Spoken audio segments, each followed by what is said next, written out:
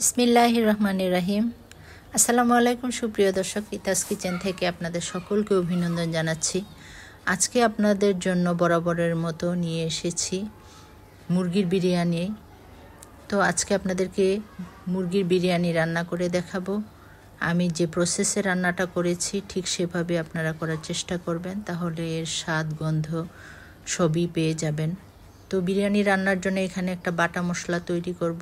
মশলা কি লাগবে দেখুন, 2টা তেজপাতা নিয়েছি আমি, 2টা শুকনো মরিচ নিয়েছি, ঝালের জন্য না, এটা রঙের জন্য। আর একটা স্টার এনিস নিয়েছি একটা, 3টা দারুচিনি নিয়েছি, লবঙ্গ নিয়েছি 6-7টা, কালো গোলমরিচ 1 চা চামচের একটু কম, একটা বড় এলাচ নিয়েছি, আর সাদা এলাচ নিয়েছি 5-6টা, একটা জয়ফল নিয়েছি, জয়ত্রী নিয়েছি একটা, জয়ফল ছোট সাইজের একটার অর্ধেক নিয়েছি, ধনিয়া, গোটা ধনিয়া 1 টেবিল চামচ, তারপর মৌরি 1 টেবিল চামচ, জিরা 1 টেবিল চামচ, শাহি জিরা 1 টেবিল চামচ। আমি এগুলি সব একসাথে নিয়ে এখন চুলার আঁচটা একটু একদম লো হিটে রেখে হালকা ভেজে নিয়ে শিলপাটায় বেটে তৈরি করে নিব বিরিয়ানির মশলাটা। তো এখানে আমি বিরিয়ানি রান্নার জন্য 1 কেজি পোলাও চাল নিয়েছি। 20 মিনিট ভিজিয়ে রেখে এটা আমি ভালোভাবে কচলিয়ে ধুয়ে পানি ঝরিয়ে রেখে দিব। এদিকে আমার মাংসটা তৈরি করার জন্য 1.5 কেজি প্যারেন্টস মুরগি নিয়েছি, যেটা সিদ্ধ হতে একটু সময় লাগে।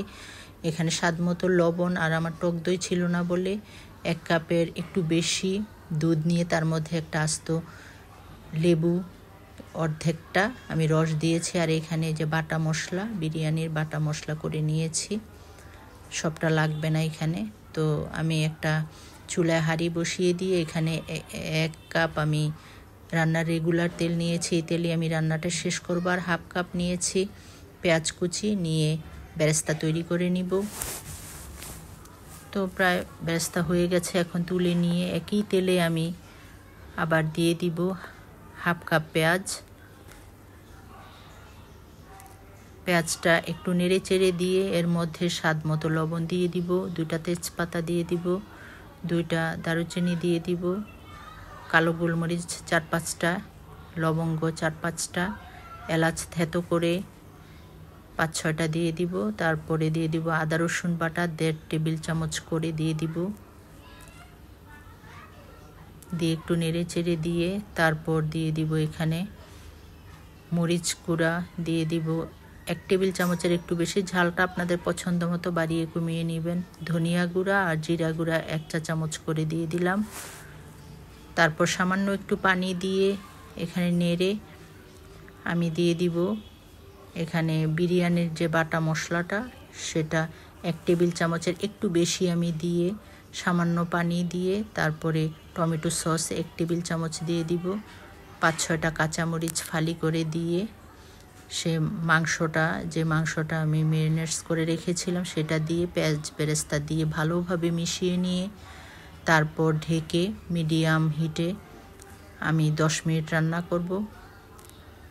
10 মিনিট পরে ফিরে এলাম, মাঝখানে আমি একটু নেড়ে দিয়েছিলাম, পানি উঠে গেছে বেশ খানিকটা। তারপরে এখানে রান্নার স্বাদ আনার জন্য, যেহেতু টক দইয়ের পরিবর্তে লেবু দিয়েছি, সেই জন্য এখানে 1 চা চামচের মতো আমি চিনি দিয়েছি। আবার নেড়েচেড়ে আবার ঢেকে দিব মিডিয়াম লো হিটে, আবার একটু ঢাকনা খুলে আবার একটু মাংসটা নেড়ে দিয়ে আবার ঢেকে দিব 4-5 মিনিটের জন্য। মাংসটা প্রায় হয়ে এসেছে আমার।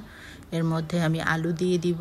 আলু আমার বাচ্চারা বিরিয়ানিতে একটু পছন্দ করে, তাই 4-5টা আলু দিয়ে আবার আলুটা কষিয়ে নেব ঢাকনা দিয়ে ঢেকে 2-3 মিনিটের মতো। তো আলুটাও প্রায় আমার আরও 1-1.5 মিনিটের মতো আলুটা কষিয়ে নিব। তো আলু কষানো হয়ে গেছে, মাংসতে আমার তেল উঠে গেছে। এখন দিয়েছি 1 চা চামচ আমি দিয়েছি গরম মশলার গুঁড়া দিয়ে নেড়ে চেড়ে তারপরে পোলাওর চালটা দিয়ে দিব। পোলাওর চাল দিয়ে এখানে ভালোভাবে একদম নেড়ে চেড়ে চুলার আঁচটা মিডিয়াম লো হিটে রেখে 2.5-3 মিনিটের মতো ভেজে নিব চালটা। যখন চালটা ফুটতে শুরু করবে তখনই আমি চাল ভাজা আমি শেষ করে তারপরে যেহেতু 1 কেজি পোলাও চাল ছিল সেজন্য 2 লিটার পরিমাণ আমি গরম পানি দিয়ে দিব। পানিটা দিয়ে চুলার আঁচটা একটু বাড়িয়ে দিয়ে ঢাকনা দিয়ে ঢেকে দিব 5-7টা আস্ত কাঁচামরিচ দিয়ে। তো আমার মনে হয়েছে একটু লবণটা কম, সেজন্য আরেকটু লবণ দিয়ে একটু নেড়েচেড়ে দিয়ে আবার ঢাকনা দিয়ে ঢেকে দিব।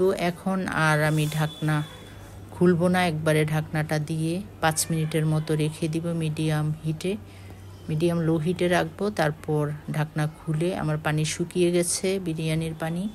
তারপরে একটু উপর নিচ করে নেড়েচেড়ে দিয়ে প্রায় সিদ্ধ হয়ে গেছে, আর সামান্য বাকি।